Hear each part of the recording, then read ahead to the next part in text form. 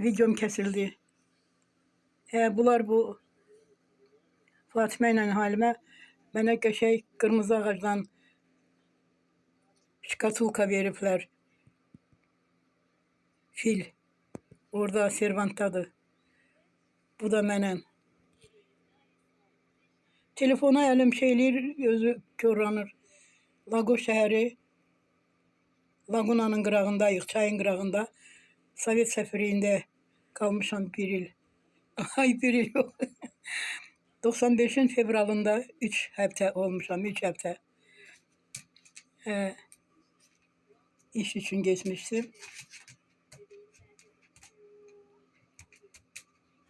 Bu mənə bax görürsünüz. Bunlar mənə yaxşı suvenirlər verdi. Mən də bunlara kosmetikalar bağışladım.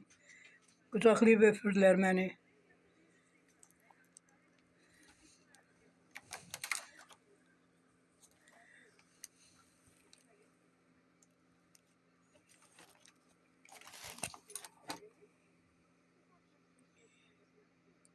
Bunlar da hemen yerde alver eləyirlər. Və bizim səfirliyin cəmaatı çıxıb alırdı. Mən də çıxıb qarpıza dalırdım. 3 həftə qalmışam. Səfirliyin mehmanxanasında, qonaqlar evində mənə otaq ayırmışlar. Allah'a qurban olum. Bura gedib gəlməyimi inanırsınız, inanmayın, bilmirəm. Allah'a sığınan insanlar varsa. Yuxumda görmüştüm hemen bu Lagos'un bazarını.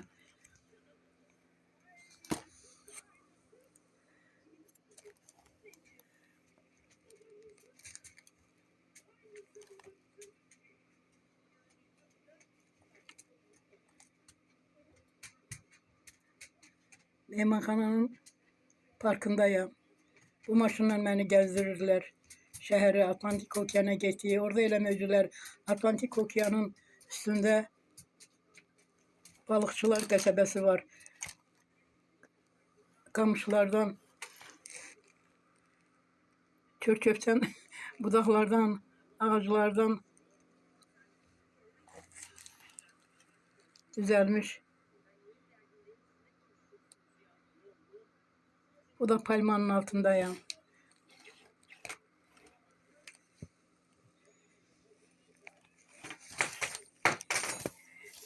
Çetini çəkirəm, çıxarda şeyləyəm. Albom.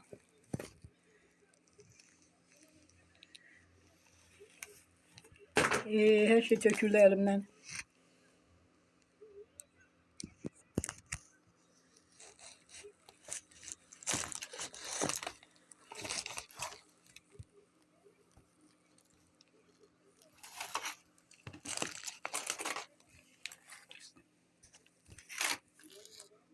Magnolia ağacının altındayım.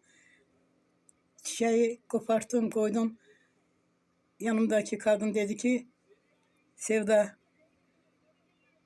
birden elin ağzına vurarsan zehirli ağaçtır.